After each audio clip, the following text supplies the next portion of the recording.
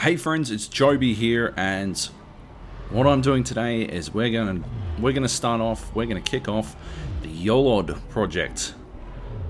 So the YOLOD project is just a weird idea I had the very first time someone described Alien Isolation to me. I immediately thought, wow, that sounds terrifying and realistic and awesome. And then I realized that it'd probably just involve me exploiting a pair of save games over and over as I inched my way towards the end of the game. Basically, I've started to feel like death in games turns them into like essentially a war of attrition, or just a minor setback as I march towards the inevitability of reaching the end.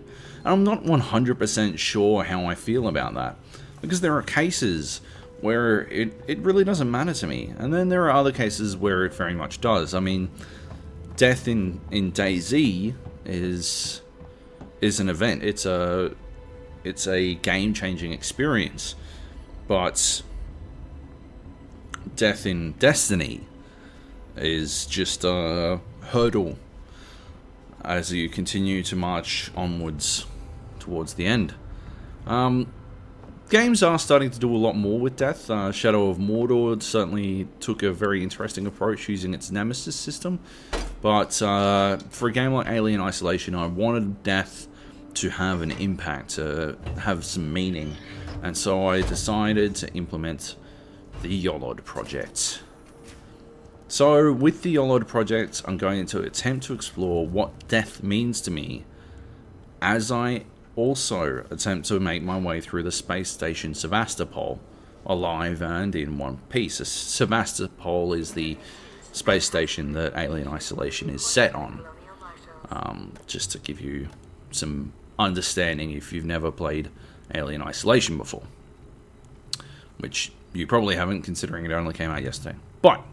Or today, even. Anyway, I digress. It'll also sort of be an ongoing critical analysis of Alien Isolation, sort of like a review, but it won't only be centered on Alien Isolation or necessarily only on video games. I don't know where it's going to take me yet. Anyway, let's lay down the rules. As Amanda Ripley, I will make my way through the entire game in one life. That means if I die, I will start from the beginning again. I'm playing Alien Isolation in the action RPG sense of the term hardcore mode. Now, when I say start from the beginning, I'm actually going to, I've already decided one of these, I've made some room in my rules for me to be able to make amendments. And the first amendment is that I'm going to start from the moment Amanda sets foot on the Sevastopol, because everything before that is just preamble. It's just sort of acquainting you with the story, and while the death is supposed to be a punishment to an extent, I don't actually want to turn it into a tedious situation. So Sevastopol is very atmospheric. It's the game. It's Alien Isolation. So I will start from the beginning of reaching Sevastopol. Okay, cool. So Rule 1. If I die, I start the game from the beginning. Okay. There's another rule. Rule 2. This is the one that counts. When I die, I can't play the game again until the next day. I'm not saying it's locked for 24 hours or anything, because otherwise I'll wind up gradually playing the game later and later in the day, because time marches ever onwards. What a depressing thought. No, just the following day. If I die today, on Tuesday, which I already have, then I won't play again until Wednesday. If I die on Wednesday, I won't play again until Thursday, etc., etc. So, rule 2. You only live once daily. Hey, that's the name of the project. The third rule is more for you, so that you can keep track of what's going on with the project. I'll create a blog post for every single death. And depending on the situation at the time, it could range from anything as small as a basic detailing of how far I'd gotten and why I died, all the way up to a deep dive into the various aspects of the main thrust of the project, which is death in video games. as well as some thoughts on this particular game itself. You'll always get a post-mortem analysis of my death though. That is absolutely the very basic amount. I will always detail how I died. And hopefully it'll be in video form as well. I've had some technical issues today with the game, but hopefully they'll resolve themselves over the couple of coming days, and it'll be a bit easier for me to make sure you get a fantastic look at how I died or what I did wrong. So yes, I'll describe what I did wrong, and I'll also provide some video as well. At the very least, there may also be other stuff as well. So, rule 3, a post-mortem analysis for every death. There might be other rules, as I said, there might be other rules that I feel the need to implement as we go along, but I don't know enough about the game yet to know what those are, so I can't really tell you yet. So, we'll learn together, I guess. Anyway, now that you know the deal, let's kick off with the first entry. I made it about 2 hours into the game today before dying for the very first time. I've seen the alien once, just once, and I barely saw it at all. I think I saw mostly its tail. What I died to was gunfire from overly aggressive humans, jerks.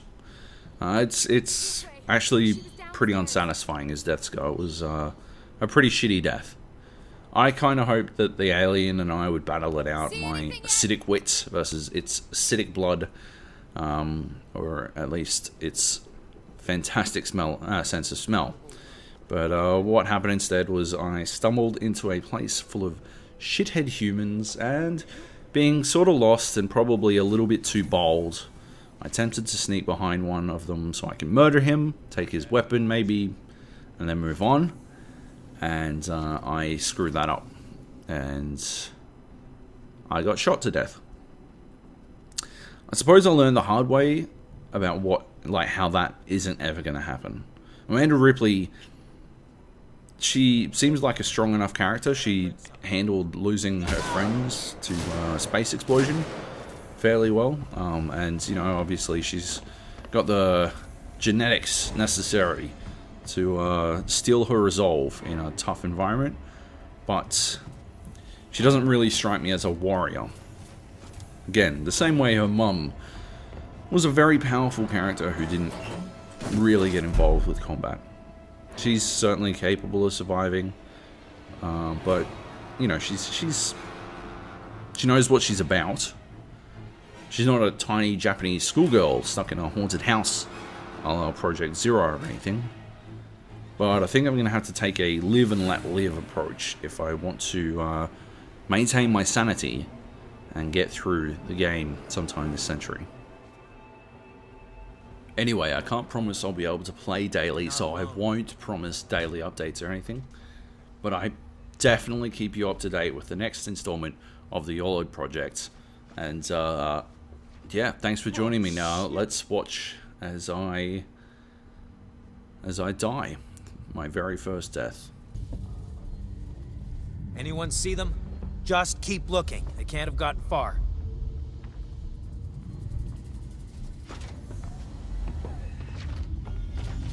Check the shadows.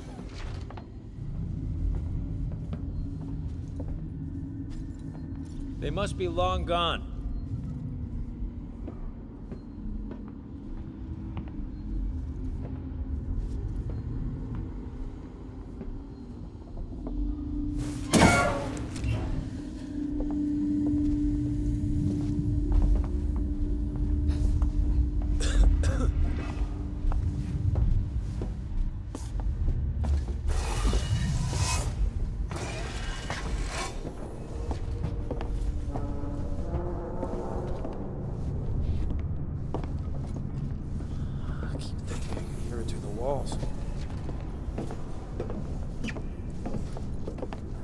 What was that?